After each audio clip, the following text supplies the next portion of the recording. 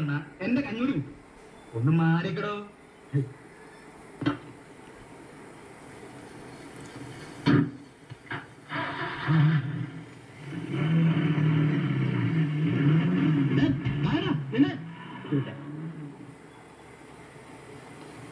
അതെ, അവിടെ ഞങ്ങൾക്ക് എന്ത് ശമ്പളം കിട്ടും ബാലേട്ട? അതൊന്നും എനിക്കറിയില്ല. എന്നാലും ഒരു 1500 രൂപ കിട്ടുമായിരിക്കും അല്ലേ? അതൊന്നും പോരാ. നിനക്കിപ്പോ ഒരു 5000 രൂപ, മറ്റവനൊരു 4000 രൂപ. അപ്പോ രണ്ടാൾക്കും കൂടി 9000 രൂപ. എന്താ പോരെ? നിനക്ക് തലയ്ക്ക് വല്ല ഭ്രാന്തണ്ട.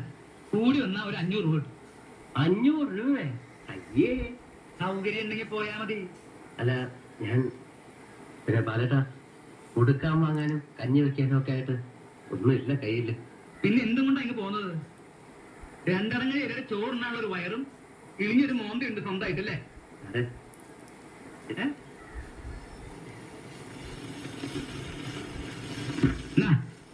കൊണ്ടുപോയി ചിന്നെ.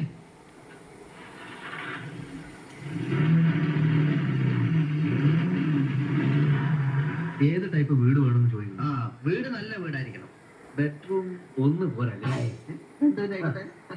പിന്നെ അതിഥികളൊക്കെ വന്നാൽ ഇരിക്കാൻ നല്ലൊരു ഹോള് അത് വേണം. പിന്നെ ബാത്റൂം അറ്റാച്ച്ഡ് ആണോ? പൂജാമുറി ആയിക്കോട്ടെ.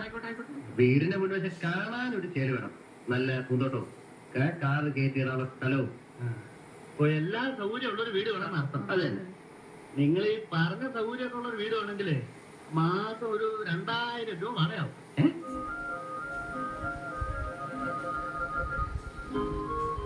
2000 രൂപ? അതെ. ഇത്രയും വാടക. പിന്നെ എത്ര കൊടുക്കാൻ? 1500. ഇനി താഴട്ടെ 1000. കുറച്ചുകൂടെ താഴെ 750. കുറച്ചുകൂടെ പോരട്ടെ 500. അല്ല, കുറച്ചുകൂടെ താഴെ. ഇനി എവിടം വരെ താഴെ പറ. ഒരു 150 വരെ. 150. 2 ബെഡ്റൂം, പൂന്തോട്ടം, കാറ് കയറ്റിയിടാനുള്ള സ്ഥലം, ബാത്റൂം അറ്റാച്ച്. 150 രൂപ. പറ്റിയ സ്ഥലമാണ്. ഈ വീടിന് 175 രൂപയാണ് ചോദിക്കുന്നത്. ഒരു 150-ന് ഞാൻ ശരിയാക്കി തരാം. നമ്മുടെ ബന്ധത്തിലുള്ള ഒരു വീടാണ്. നല്ല സൗകര്യമുണ്ട്. നോക്കിയോ?